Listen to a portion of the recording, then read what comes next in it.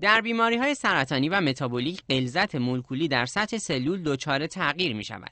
رصد به موقع و اقدام برای درمان راهکاری است که حالا با تلاش متخصصان صنعت هسته‌ای با استفاده از ایزوتوپ‌های پایدار ممکن شده است. در مورد بیماری‌های متابولیک ما با استفاده از ایزوتوپ‌های پایدار محیط سلول‌های سرطانی رو مطالعه می‌کنیم.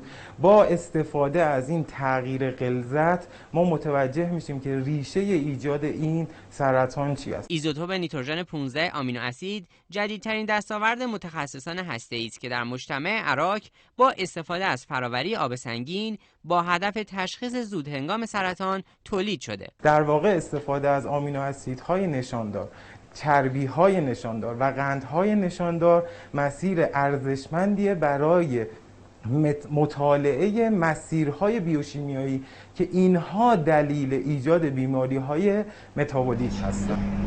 شناخت دقیق و درست از علل تشکیل توده‌های سرطانی با هدف اتخاذ روش درمانی بههنگام و تاثیرگذار در جهان در حال پیگیری است که این امر در پژوهشگاه زیست فناوری مجتمع آب سنگین عراق همگام با فناوری‌های روز جهان در حال انجام است. ما وقتی ندونیم ریشه ایجاد یک بیماری متابولیک چیه، خط مقدم درمان به اون هم ممکنه اشتباه تشخیص داده بشه. اما دستاوردها در مسیر فراوری آب سنگین همچنان ادامه دارد و متخصصان هسته‌ای موفق شدند برای نخستین بار یک ترکیب خاص مورد نیاز در انجام عکسبرداری هسته‌ای را تولید و در مسیر صادراتی قرار دهند. در مورد تولید یه ترکیب ارزشمند دیگه به نام مانوسریفلات که در روش تشخیص سرطان که تنها روش ایمیجینگ موجود در حال حاضر در دنیا هست به نام پتسکن، در این زمینه هم فعالیت داشته. نمونه برای کشورهای خارجی در حال ارسال هست. بر اساس سند بلند مدت توسعه صنعت هسته‌ای، فراوری آب سنگین با هدف جلوگیری از خامفروشی